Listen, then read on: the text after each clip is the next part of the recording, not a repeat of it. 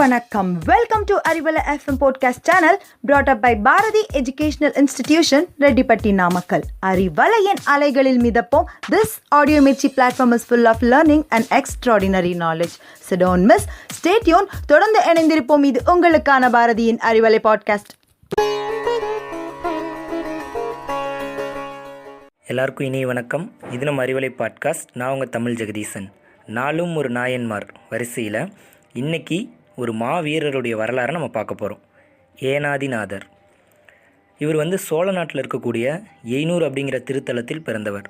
இவரோட பணி என்ன அப்படின்னா, இரும்பு ஆயுதம் செய்வது, ஆயுதங்களை கூர்மையாக்குவது, மாணவர்களுக்கு போர் பயிற்சி அளிப்பது, இதுதான் இவருடைய பணியாக இருந்தது. அந்த எய்னூரில் ஒரு போர் பயிற்சி கூடம் அமைத்து அங்கே நிறைய மாணவர்களுக்கு போர் பயிற்சி அளிக்கிறார். வால் பயிற்சி, வில் பயிற்சி, இந்த மாதிரி போர் பயிற்சிகளை மாணவர்களுக்கு கொடுத்துட்டு வர்றார். அதில் கிடைக்கக்கூடிய வருவாயை சிவனடியார்களுக்காக செலவு செய்கிறார். நல்ல சிவபக்தியுடையவர். இவரோட இன்னொரு சிறப்பு என்ன அப்படின்னா, திருநீர் பூசியவர்களை பார்த்தா உடனே அவங்கள வணங்கி வழிபடுவார். திருநீர் பூசியவர் பகைவனாக இருந்தாலும் வணங்கி வழிபடுவார். பாருங்களேன், இதுதான் அந்த பக்தியின் திறம். அப்போது அதே ஊரில் அதிசூரன் அப்படிங்கிற ஒருத்தன் இருக்கான். அவனும் போர் பயிற்சி கூடம் வச்சுருக்கான்.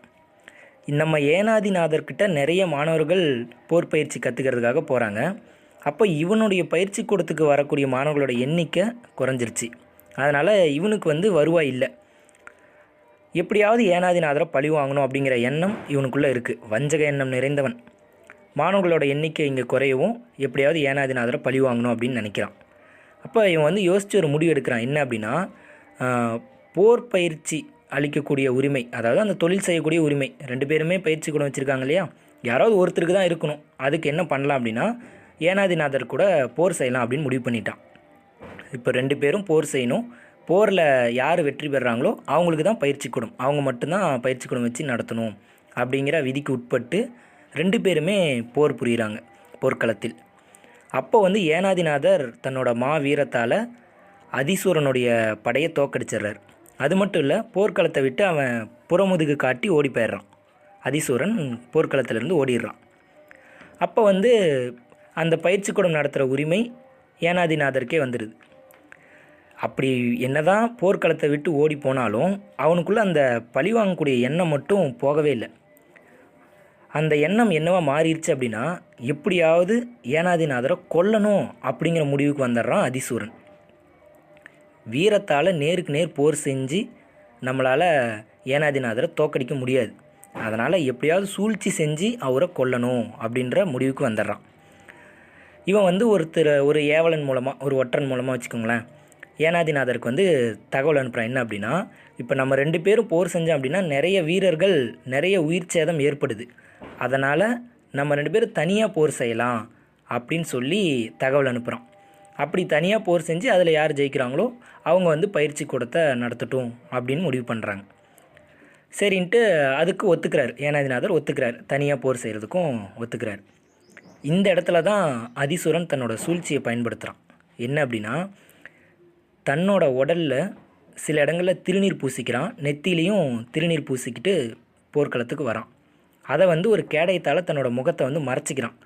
ரெண்டு பேரும் தனியாக போர் செய்கிறாங்க. அப்போது ஏனாதிநாதர் தன்னோட வீரத்தால் அவர் அதிசூரனை நல்லா தாக்கிக்கிட்டு இருக்காரு. தாக்குதலை சமாளிக்க முடியாத அவன் திடீர்னு முகத்தை மறைச்சிருந்த அந்த கேடயத்தை எடுத்துட்றான். நெத்தியில் திருநீர் இருக்குது, கைகள்லேயும் அங்கங்கே திருநீர் பூசி இருக்கிறத ஏனாதிநாதர் பார்க்குறாரு. உடனே தன்னோட கையில் இருந்த வாளை கீழே போட்டுறாரு. ஏன் அப்படின்னா, அவர் இப்போ ஒரு சிவனடியாராக வந்திருக்காருல்ல, சிவனடியாருடைய உருவத்தில் மாறு வேடத்தில் வந்துட்டார்.